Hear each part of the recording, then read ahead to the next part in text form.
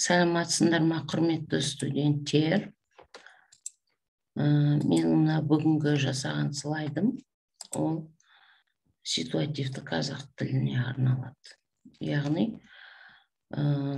біздің Қанат Тасыбеков деген ғалымымыз жағдаятты қазақ тілі деген кітап шығарған. Жағдаятты қазақ тілі деген кітапта біздер оны жаңағы 3 томнан тұрады. Ол бірінші томында бірінші томын 12-ші жылы көріп отырғандай 2012-де шығарды. Екінші томын 2014-те, сосын 3-ші томды 2016-да шығарды. Қазіргі уақытта қазақ халқының осындай жаңағы кітаптарының арқасында көптеген жағдаяттық жаңағы қазақ тілі дамыды. Онда біріншісі ол Мир Казахов деп аталады, қазақтардың әлемі. Екіншісі диалогтар, қалай сөйлеседі қазақтар бір-бірімен. Үшіншісі сөздік. Енді осыларға тоқталайық. Алдымен Қанат Тасыбеков бұл кітапты қазақ тілін үйренуге ниет білдіретін шала орыс адамдарға арнады. Яғни жартылай орыс, жартылай қазақ. Ең алғашқы бұл кітаптың 2012 жылы 1000 данасы шығарылды. Кейін көп сұраныс туындап 15.000 данасы сатылды. Ешкіммен бөліспейтін білімнің не қажеті бар? Сондықтан осы кітапта мен секілді қазақ тілін үйренгісі келетін адамдарға методикамен бөлісуді жөн көрдім дейді. Яғни Қанат Тасыбековтың өзі қазақша таза білмейтін адам болғандықтан, қай жерде қазақша қалай сөйлейді деген сұрақты өзіне проблема қойып алдына, сол проблеманы шешуге тырысқан. Бірақ дәл осы жетістікке осылай жетемін деп басында автордың өзі де ойламаған. Екіншіден, бұл кітаптың ішінде қандай содержание, мазмұн бар деген кезде, ең алдымен ол тек деген нәрсеге тоқтайды. Яғни қазақта тек деген дүние бар. Ол тек кімнің баласысың дегеннен басталады. Кімнің қызысың, жалпы кімнің қандай отбасынан шыққансың деген дүние ол қазақтарда бірінші кезекте тұрады. Үй іші, отбасы, туған туыс, мінез, сол мінезіңе қарай мынау мұра ғой. Мінез, одан кейін жаңағы атадан қалған мұра, яғни сөйлеу әдеті, немесе біреумен қарым-қатынас жасау әдеті, көзқарас, сосын жөн білу. Жөн білу деген нәрсе де өте жиі кездеседі. Бұның жөнін айтып жібересіз ба деп жастар сұрап жатады. Оның жөнін былай, оны алдымен былай жасайсың деген сияқты. Үлкен адамдар көбінесе сол жолын, жөнін көрсетеді. Енді кейде ақыл жастан деген мақал бар. Көбінесе оны жастарға қолданады. Бірақ осы ақыл жастан деген бір мақалдың өзін талдайтын болсақ, сол ақыл жастан деген негізінде жас келген сайын ақыл кіреді деген сөз. Ол біз қазіргі қолданатын, мына сен мен мен қолданып жүрген жастарға айтатыным бар, немесе ақыл жасқа бітеді, қына тасқа бітеді деген сөз бар ғой. Ол жерде ол кәдімгі жас адам деген сөз. Жас адамды сол қына тасқа бітсін, ақыл жасқа бітсін деген тілектен шыққан. Ал ақыл жастан деген сөзде ол жерде жас ұлғайған сайын ақылың кіреді, және жасың ұлғайған сайын сол жаңағы бір мәселені, бір ситуацияны немесе жағдаятты жақсы білесің, айта аласың деген сияқты. Осында тағы да бір үйренуге тұратын нәрсе бар. Ол қазақтардың үйлену тойы мен жерлену рәсімі немесе барлық әдет ғұрыптарында қолданылатын бірқатар көптеген сөздерді Тасыбек ұсынады. Осы бірінші томында негізінде қазақтар әлемінде бекер айтылмайды. Ол адам өмірге қалай келеді бір отбасына және оны қалай шығарып салады деген дүниені түсіндіреді. Және ол жаңағы шығарып сала салмайды бірден, ол өмір сүреді ғой ортада. Сол өмір сүрген кезінде оны тәрбиелейді, белгілі бір дәрежеге дейін апарады. Енді бірінші кітап сонда тек қана жаңағы әдет ғұрып салт санаға арналған. Екінші кітабымыз. Бұнда екінші кітапта Қанат Тасыбек қазақ исламы, ұлттық мәселе, немесе ұлтаралық неке, Қазақстанның Евразиялық экономикалық одаққа кіруі және Астана немесе Нұр-Сұлтан, Алматы қалалары сияқты тақырыптарды қозғайды. Соның барлығында сөйлеу диалогтарын береді. Бұл кітапта жазуға автор 2 жылын бірдей арнайды. Яғни қазақы таныммен белгілі бір сөзді айту әдеті немесе әдебі қалай туындайды деген тұрғыдан айтады. Бұл тәрбиелік диалогтарды қамтығандықтан 7 тараудан тұратын үлкен кітап. Оларды оқыған адам сөздік қор пайда болады бірден оқып шыққаннан кейін. Себебі диалог орыс тіліне ұқсас аудармамен қазақ тілінде жазылған. Егер сіздер жаңағы осы кітаптарды электронды нұсқасын болсын, орталық кітапханамызда бар біздің жай нұсқасы, кітап нұсқасы. Соны алсаңыздар, онда біз сол кітаптың ішіндегі жаңағы диалогтарды қолданып сөйлей бастайтын едік. Енді диалогтар бұл кітапта жаңағы кәдімгі қазіргі кездегі көптеген оқулықтардағы диалогтардан айырмашылығы өмірлік жағдайға арналған. Мысалы, бұрынғы кезде біз дүкенге барғанда қолданатын сөздер деп бірінші курста естеріңізде болса, қазақ тілін үйреткен кезде дүкенде қолданылатын сөздер, тағы әртүрлі жерлерде қолданылатын сөздер деп үйрететін едік. Ол жерде құр сөзді ғана үйренетін еді. Сосын сол сөзді ұмытып қалады, ары қарай тағы да сөйлемейтін. Ал бұл жерде кәдімгі үлкен бір жағдаят, ситуация тудырады. Сол тудырған ситуацияның арқасында біз жаңағы моментті ұстап, мен сол жерде былай айтуым керек екен ғой деп ойланып, сол арқылы қазақ тілін тез әрі жаңағы оңай түрде үйреніп кетеміз.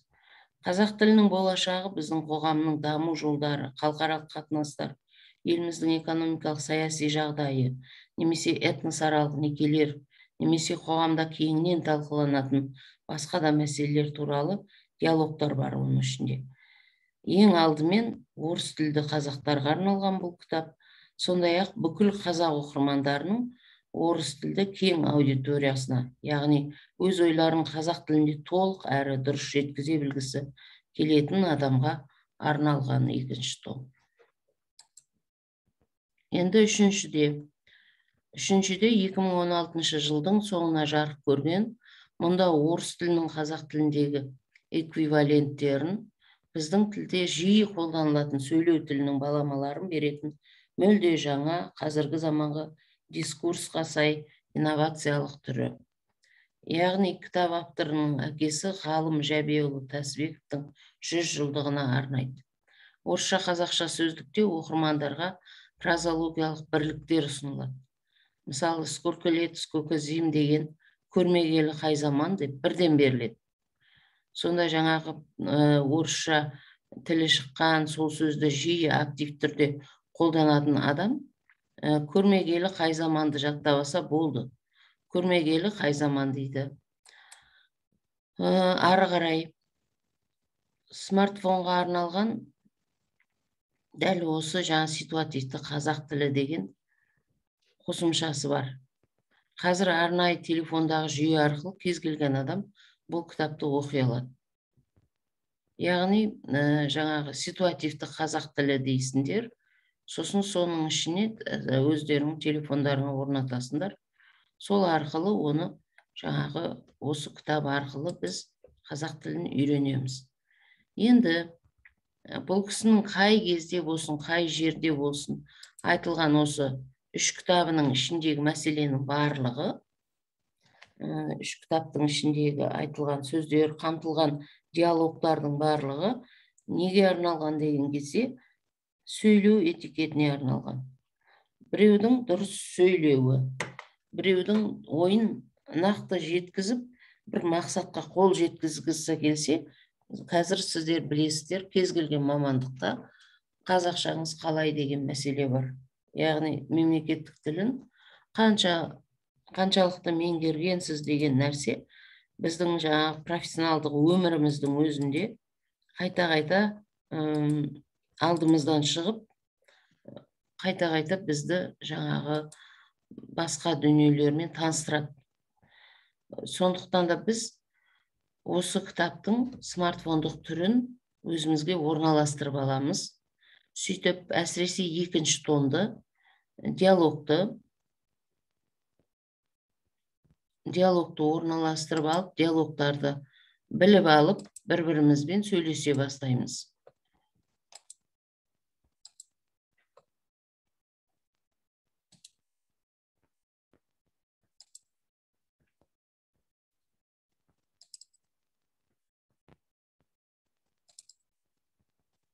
Қазір сөйлеу этикетіне арналған дүниелерді көрсетемін.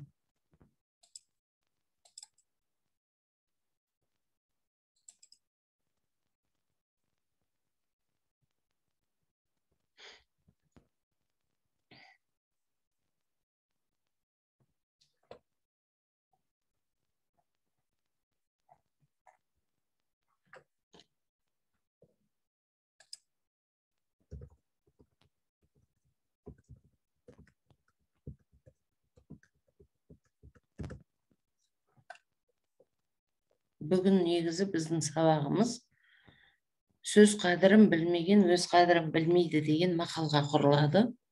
Яғни, сөздің қадірі деген тұрғыдан сөйлейміз. Алдымен, мен қазір мына жерге демонстрация жасалып тұр ғой. Көріп отырсыздар ма мен мына экранымды?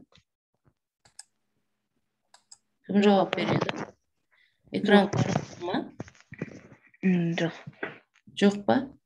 Мен қайтадан. Міне. Біздің жаттығуымыз қазір жасайтын. Ол сөз қадірін білмеген, өз қадірін білмейді деп аталады. Яғни, қолданатын сөзінің қаншалықты жаңа бағасы бар, құны бар екенін білмеген адам, ол өзін де сыйламай тұрған адам деген сөз. Енді осы жерде біз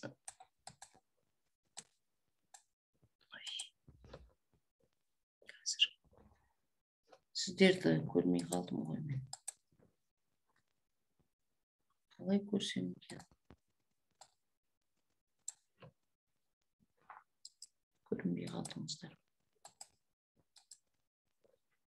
Енді қараңыздар, осы жерде біз бірінші қадір деген сөздің синонимін жазасыздар ма қазір?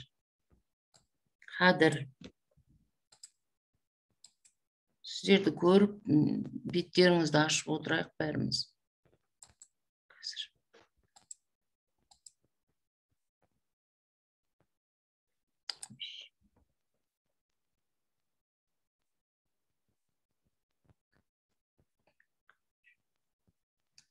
Бес-ақ адам қатысып отыр. Мына көрініп тұр ма? Көрінбей қалды. Кім сөйлейді? Қадір деген сөздің синонимін кім айта алады? Не нәрсе ол?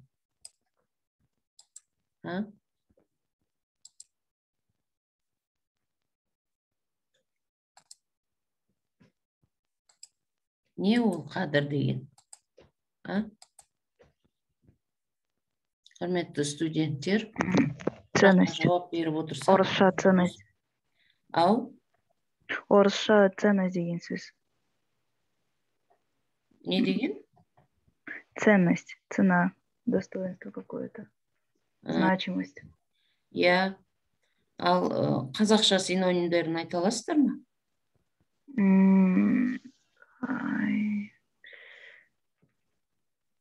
Абырой, бедель, может быть. Дұрыс. Абырой, бедел. Абырой, бедел, қасиет, бір нәрсенің, немесе бір кісінің. Енді осыған ситуация құрастырамыз. Ойдан ситуация құрастырып, сон мына мақалды сөз қадірін білмеген, өз қадірін білмейді деген мақалды ішіне салып, сөйтіп бір 2-3 сөйлем айтыңыздар бір-біріңізбен.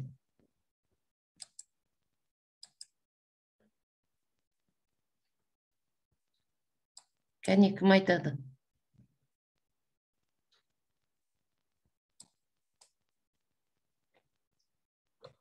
Беттеріңізді ашып отырыңыздаршы.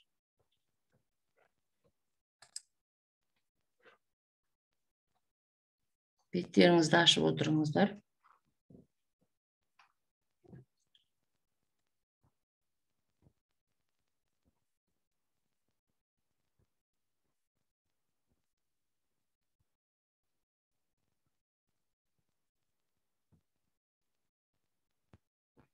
Сөздің қадірі деген не нәрсе болып тұр сонда? Сөзде де бедел болады, сөзде де абырой болады, сөзде де қадір болады екен. Бірақ сол сөзді орнымен қай жерде қолдануын қажет екен біліп қолдансаң ғана ол жаңағы дұрыс орнындағы сөз болады. Енді соны біз кішкене ситуацияда кездестіргендей болып, мақалды ішіне кіргізіп, сөйтіп сөйлем құрастырып көрейік.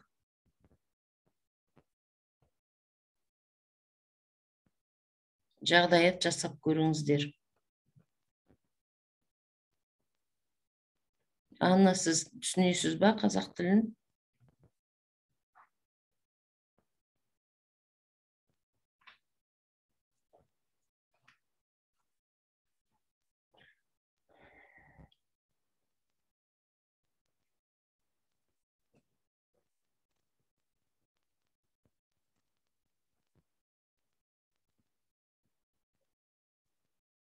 Балнұр, Анна, Камила, Юля, бәріңіз беттеріңізді ашып отырыңыздар.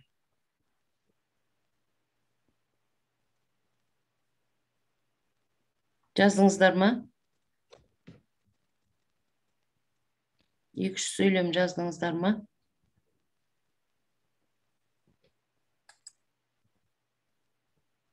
Онда үй тапсырмасын жазыңыздар. Бірінші, ситуативті қазақ тілін телефонға орнату. Дүйсенбі күні келген кезде мен соны тексеремін.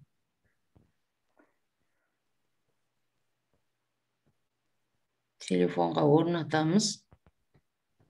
Сосын сол бойынша сөйлейміз. Қазақша сөйлей бастаймыз.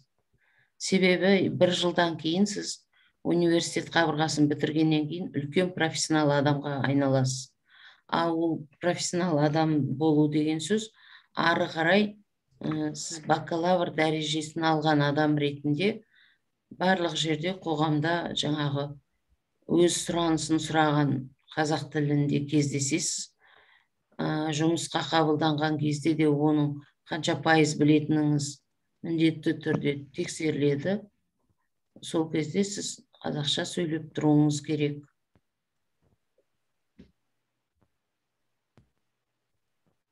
Кешегі күні біздің тақырыбымыз отбасы деген тақырып болды, я? Бірінші сабағымыз. Бүгін тек әулет деген тақырып. Тек әулет сөздің қадірі, әулетте қалай сөйлейді. атаның алдында қалай сөйлейміз, апаның алдында қалай сөйлейміз, немесе қоғамдық ортада қалай сөйлейміз. Сонымен осы мақалды қосып кім жазды сөйлемді? Кім жазды?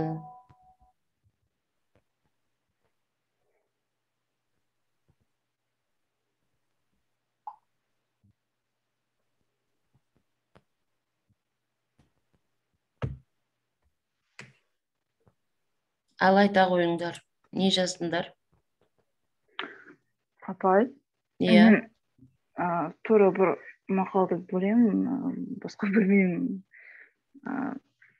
Қадірін сөз сол жерде бар. Ата ананың қадірін бала болғанда білерсің деп бірінші курста сабағымыз болған. Дұрыс. Қадірін ету, қадірін түсу, қадірді ету деген орысша мысалы что-нибудь сделал и пожалел об этом. Сол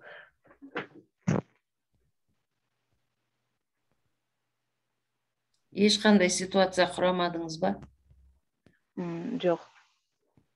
Тура бұл мақалды білемін, басқа білмеймін. Менің өмірімде мынандай бір ситуация болды. Менің жолдасым орыс мектебін бітірген. Жаңағы бір әйелді ылғи біз тасқара деп айтатынбыз. Тасқара деген еркелету тұрғысынан қолданылады. Енді түрі кожасы қара болғандықтан біз оны тасқара келіншек деп сыртынан екеуміз айтып жүрдік. Сосын бір күн тасқара үйге келіп бірдеңе сұрады есіктен қарап. Сонда ана жолдасым Майра, подойди. Сосын мен балконда болатын, салат жасап жатқам. Қарадым да, не болды деп шықсам, анау қара бет кеп тұр.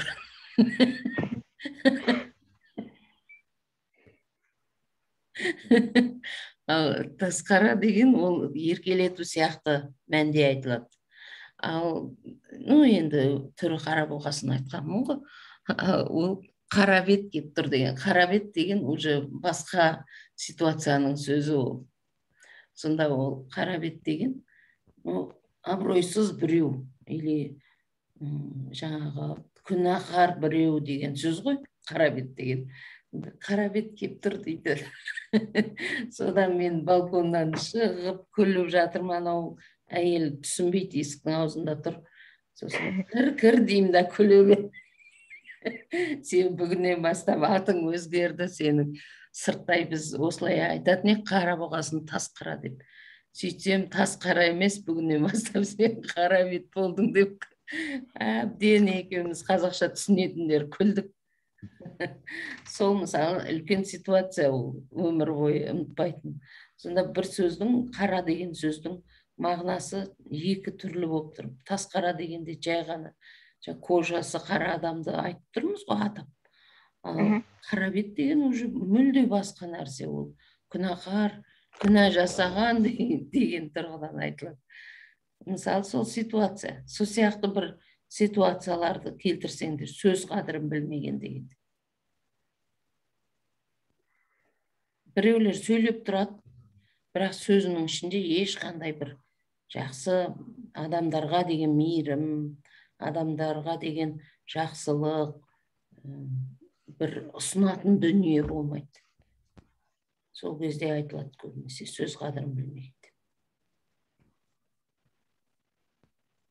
Үстерін қатар-қатар отырып, бір-біріне тілек айтып көрсеңдер, сол кезде білесіңдер, кім жақсы сөйлейді, кім онша емес, немесе кім бүгін дайындалып жақсы сөйлеп тұр. Арнайы жаттап. Білесіздер ма, бастапқы кезде мен филолог болғанмен, ауылдан келген қарапайым қыз болатынмын. Сол кезде маған жан-жақтағы адамдардың сөзі басқа болып есептелетін, тіпті қазақша болса да. Қазақ филологиясына түстім, қазақ ортасынан келдім, бірақ маған ана адамдардың сөзі неғып бұлай сөйлейді бұлар деген бір сондай сұрақтар тудыратын. Сосын мен солай сөйлей алам ба деген бір тревога болатын постоянно. Сосын мен сенімсіз болдым өзіме. Сондай бір сенімсіздіктен бір күні жүріп, енді семинарда бәрібір сөйлеуім керек қой енді.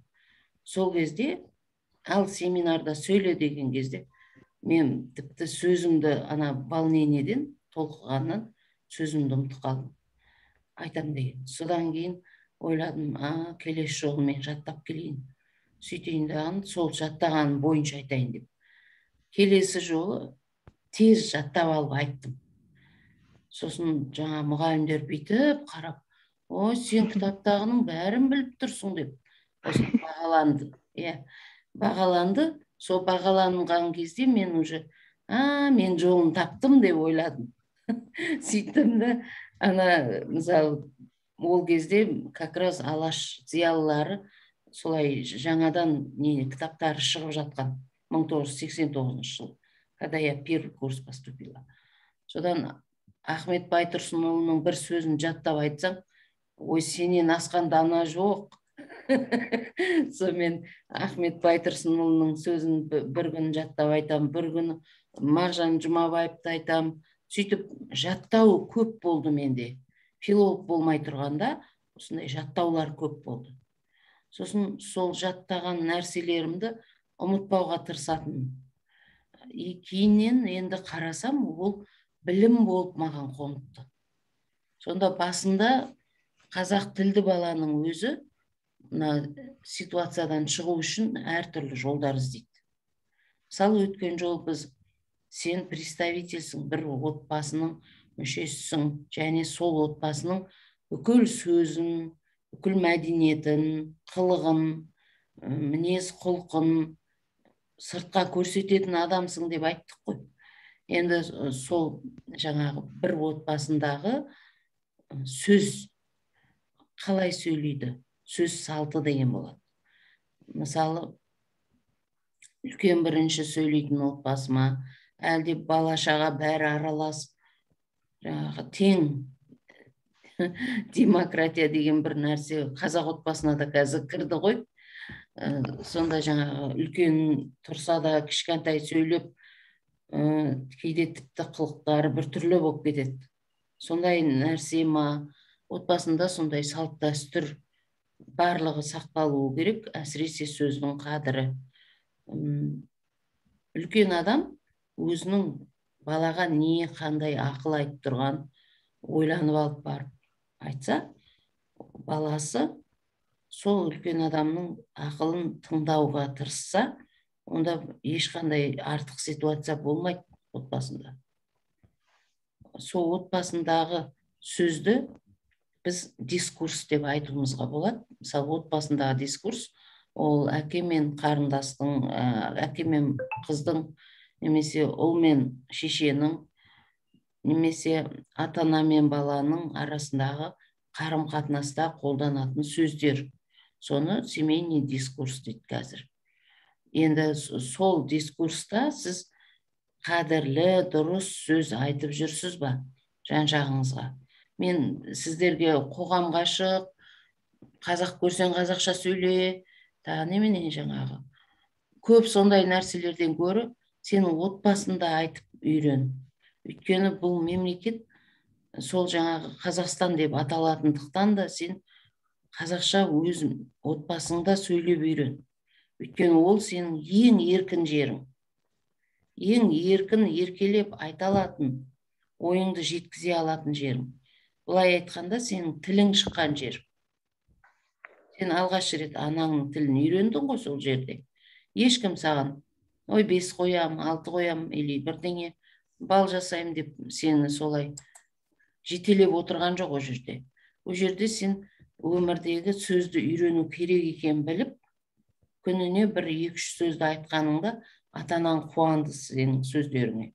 Дәл сондай, енді қазақ тілі мемлекетіміздің тілі болғандықтан, біздер отбасында да соны сөйлеуге тырысуымыз керек.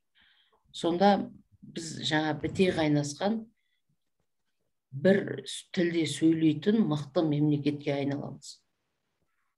Тілді осылай бір тілде сөйлейтін мемлекет қылмайынша, біздің мемлекетіміз, мысалы, қазақстандық көп адамдардың шатасып айтатын нәрсесі бар. Мысалы, шетелге барып, орысша сөйлеп, ағылшынша сөйлеп тұрғаның, ол сенің ешқандай мемлекетіңе ешқандай бір қатысты адам екеніңді көрсетпейді. Я родом из Казахстана деген нәрсені дәлелдеу үшін де сен қазақша бір өлең болсын, бір мақал мәтел болсын, бір жақсы сөзі болсын айтып тұрсаң, сен бағаланасың. Өйткені сен туған жеріңдегі бір сөзді білесің деген сөз. Бір сөзді болса да келесі басқа адамға үйретесің. Мысалы, Түркияға бардық, түрік емес, басқа ұлттар тұрып алаттағын түріктің бір керемет өлеңін айтып береді. Сосын бір түріктердің өзінің жеріне байланысты өте жақсы сақталған құндылықтары бар ғой өздерінің. Соларды айтып береді. Былай қарасаң, кез келген халқы түріктің, ол күрд болсын, ол неше түрлі ұлттар бар орада. Ұйғыр болсын, қазақ та бар. Барлығы сол бір түрік мемлекетінің адамы ретінде сөйлейді. Яғни оның өз жері бар деген сөз. Сосын менің шетелдерде жүргенде бір көрген ойыма түйген нәрсе, ол сен қай елден келдің, сол елдің дүниесін таныстырмасаң, онда сені, ой, мынау әркімге еліктеген біреу екен, әшейін жүрген біреу екен. Қай жерде жағдайы болады, бірақ бір сөз бар. Мал, мысалы, өзіне жақсы шөбі бар жер болса, өзінің қорасын да бәрін, даже бұзауын ұмытып кетеді. Ол мал. Ал адам, ол санасы бар адам. Адамның санасы басқарып тұру керек. Және өзіндегі информация, ақпараттардың барлығы адамның өзіне қызмет ету керек алдымен. Сонда мынау сөз, бүгінгі үйретіп отырған мақал, сөз қадірін білмеген, өз қадірін білмейді. Сен өзіңнің қадіріңді, абыройыңды, беделіңді көтеру үшін де мемлекетіңнің сөзін білуің керек. Ол не так қазақтар не деп жатыр, мен түсініп тұрайын соны, или біздің жұмыста қазақтар көп, мен олар түсінбесем тағы бірдеңені упускаю деген тұрғыдан емес. Ең алдымен сыртқа сен, жаңа кешегі күні айттым ғой, отбасының бір мүшесі болып сыртқа барасың деп. Қазір мысалы университетке келіп отырсыздар, бірақ сіз бір отбасының тәрбиелеген баласысыз. 3 жыл болды сіз Абай университетінде жүргеніңізге. Сол жерде сіз неше түрлі мінездеріңізді, қылықтарыңызды көрсетіп жатырсыз. Және отбасындағы үйренген дүниеңізді келесі біреуге передавать етіп беріп те жатырсыз. Сонда сол ситуацияның барлығы сізді шыңдап жатыр. Мысалы, ол сіздің бір кәсіпке үйренген кезіңізде, мамандыққа үйренген кезіңізде, ол кәдімгідей шыңдалады. Мамандықты үйрену барысында сіз көптеген сөздерді үйрендіңіз, адамдармен қарым-қатынас жасауды үйрендіңіз. Енді сол қарым-қатынастың қайсысында сіз басқарып, ойланып тұруыңыз керек. Мысалы, ертең мен бір афро-азиатқа кездестім дейік. Сонда мен, бұл Африканың адамы, ол жердің климаты қандай еді деп бірінші климатын айтам ба, нені айтам деген сұрақ тұру керек. Және ол сұрақтың барлығы сіздің пайдаңызға шешілуі керек. Сонда ойланып алып, сол жерге барған кезде сол қарым-қатынас коммуникацияны өзіңіз басқарып тұратындай, өзіңіз айтып сізге қарай жақсы болатындай етіп құру керек. Негрмен кездестім, или бірдеңе демейсің ғой африкандықты.